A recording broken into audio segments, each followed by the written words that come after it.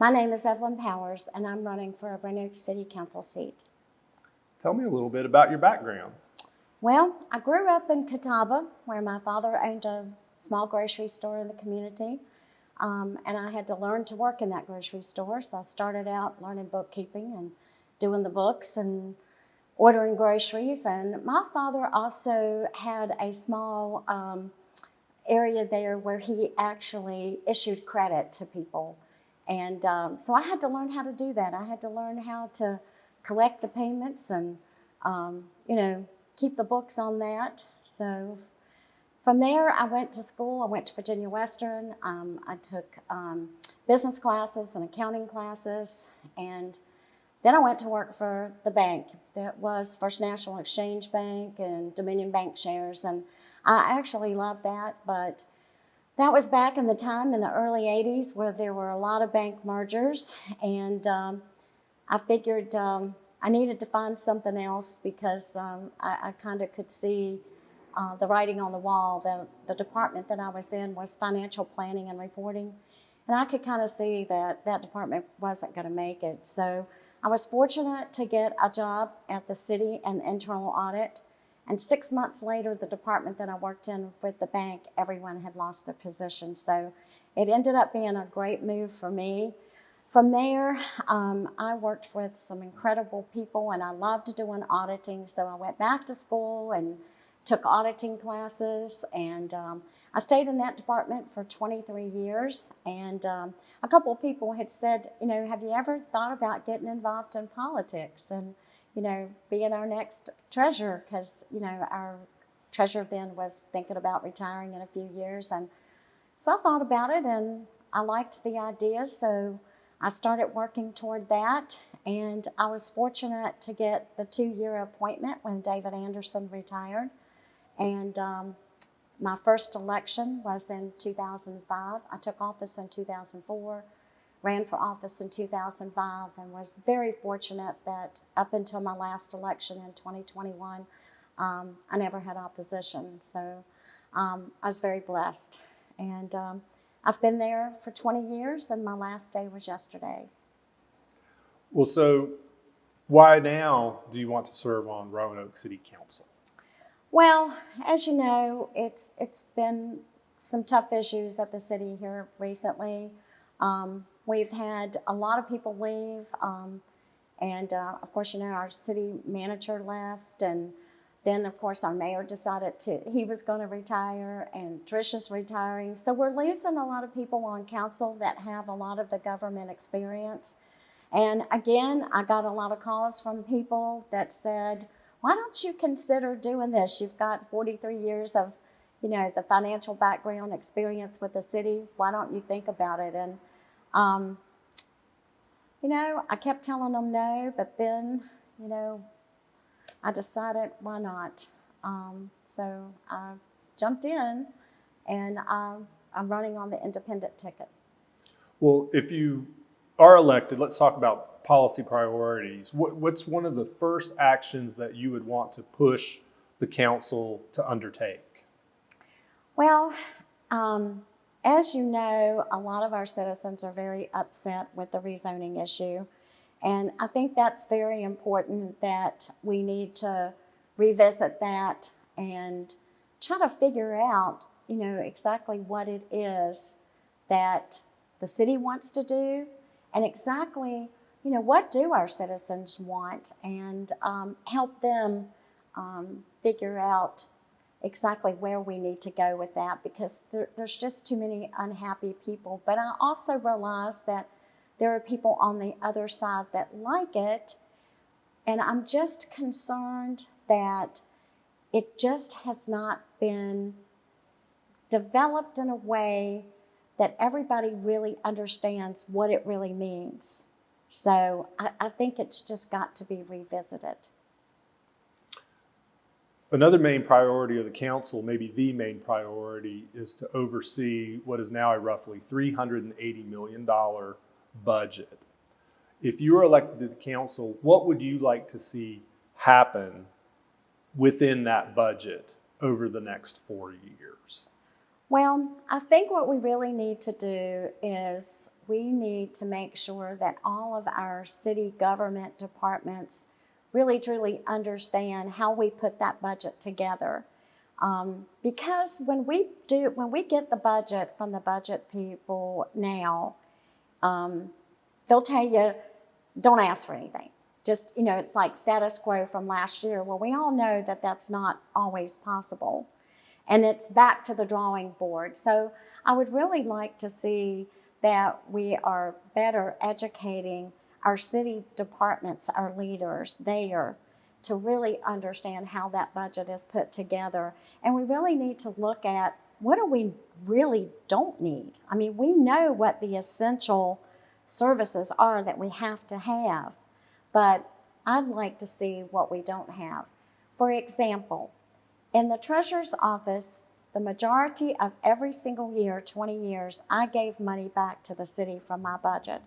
I put together a spreadsheet that's like your checkbook register, and finance handles all of the expenses. So every time we spent money in our department, it went on those budget spreadsheets. And then at the end of the month, when finance closed out the books, we reconciled that spreadsheet with finance. So I always knew how much money I had. I always knew what percentage of my budget that I had spent.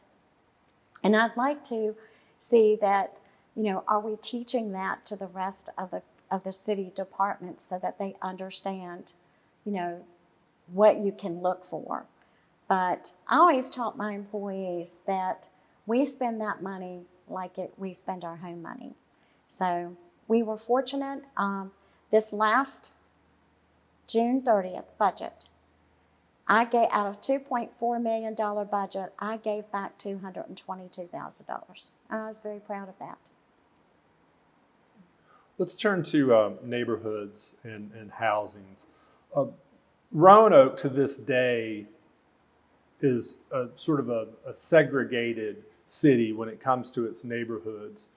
What role should city government play, and should city government play a role in sort of dismantling the legacy of how the neighborhoods got segregated?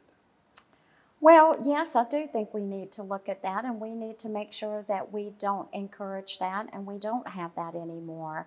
We should make sure that we give everybody in our city the opportunity to live wherever they can financially afford to live. But I think we have a lot of areas in the city that we need to really look at that have boarded up houses. So we need to look at those houses and why are the owners keeping them boarded up? What kind of incentives can we give to people to help them either sell it, figure out what to do with it, that the city can help them be able to put those houses back in the market so that people can afford to buy them, so that they can live in areas. We need to look at each one of the areas. I think right now, if you look over in Southeast, that's probably one of the areas that I think we really need to work on and help them deal with a lot of those properties over there that need some help. Here lately, the weather has been in the news quite a bit. The city has a climate action plan. Do you agree or disagree with its recommendations? Or are you familiar with the climate action plan? I'm a little bit familiar with it, but I do agree that we need to work on that. I think our stormwater division has done a great job trying to figure out which properties were in the flood zone, and that city has actually bought up some of those properties and been able to manage that. If you look at what they've done along Roanoke River for the flood reduction plan, it's worked. And so we need to continue on looking at, that. I know they look at, making sure that we continue to plant the trees for the shading and, in the area so that downtown, things aren't getting so hot. And, from making sure we keep on putting down trees and planting them. But yes, I think that's important for us to do. I'm not real familiar with a lot of it, but I do understand what it is and what the city is trying to do. Earlier in this conversation, you mentioned the new zoning changes, and you oppose you sound like you oppose that change that ended the exclusively single-family zoning. What would be your solution to encouraging development of more affordable housing? Well, that's a very good question that I'm not quite sure we really have the whole answer of what to do, because when you say affordable, look at what it costs to go buy materials to build a house. So I'm a bit confused about, what you say, how do you make it affordable when things cost so high right now? I think what we should be really looking at, and I keep saying this, is that there's a lot of housing that is boarded up. No one lives in it. There are some property around where there's a lot of vacant lots. So, again, I think the city needs to look at what type of incentives can we offer people to encourage them to sell that property, to offer it to the builders that can fix it up. Because I think if you've got a house that's got good bones, then you could probably make it more affordable because you're not building the whole house. That's what I hear from a few builders that I know. But again, the zoning thing, I think, is just so confusing to people. And one of the things is I personally went out to the GIS system to try to find my own property's zone, what zone I'm in. And I couldn't do it. I mean, it was very difficult. You have to go through all these layers. Well, I know if I can't do it, I understand why taxpayers were calling my office when they got their tax bills saying, what zone am I in? I can't find it. I think they should have done a better job putting out information about what your zone, like if my zone is zone R12, then what does that mean? What can I do? And I think the unknown is what's gotten everybody so upset, because, we are very unique here in the city, and we do have unique neighborhoods. Like in Raleigh Court, where you live, it's wonderful. And that's what a lot of people like. But then there are a lot of people that want to live in an area like, another area where there's a lot of property around, wooded areas that their kids could play in.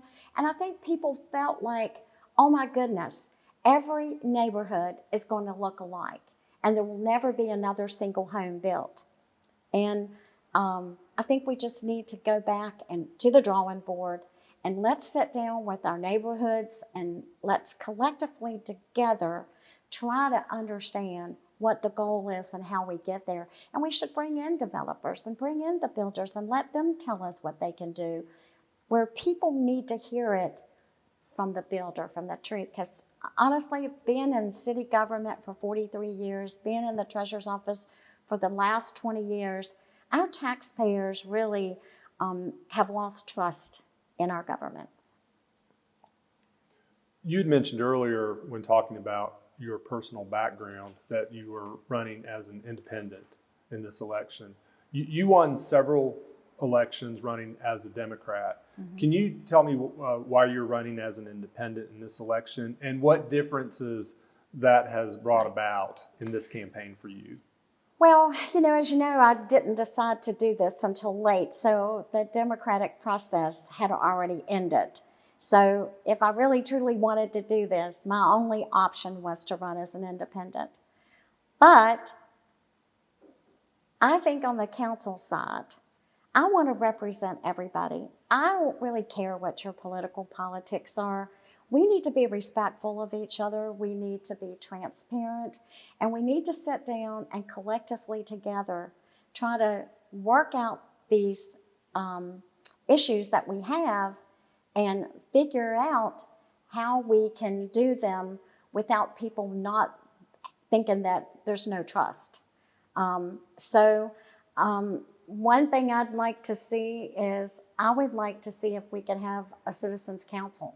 So if every neighborhood could pick a couple of people so that we could maybe have a citizens council of maybe 8 people that could work with city council, especially on these kind of issues, these bigger issues that end up being so sensitive. so that we can actually have time to get information out there to people and not rush something through. I feel like this got rushed through a little bit fast. Let's switch it up a little bit. You're going out for a night on the town in Roanoke. You're going out to eat at a restaurant. You can pick just one. Where do you go eat? Montana's. Why is that? Well, it's close to my house. I like their food. I like the atmosphere. I like the prices. I like the people there. I've gone there a lot, so I know them. So, Very good. Last question. What are you reading now? What books are on your nightstand? I'm reading a book right now called Imagine Heaven. I've had a few close friends pass away this year, and my very favorite brother-in-law just passed away last Thursday, very unexpectedly. And a friend offered this book up to me a long time ago when my mother passed away. And I keep it there and I read it when these things happen to remind me that they're in a better place. And if you've not read it, it's a wonderful book. It's about people who have experienced near-death experiences, and it's very calming. It's very enlightening to know that our loved ones have passed on to a brighter, beautiful place. Very good. Evelyn Powers, candidate for Roanoke City Council. Thanks for talking to us today. Thank you. Thank you for having me here today.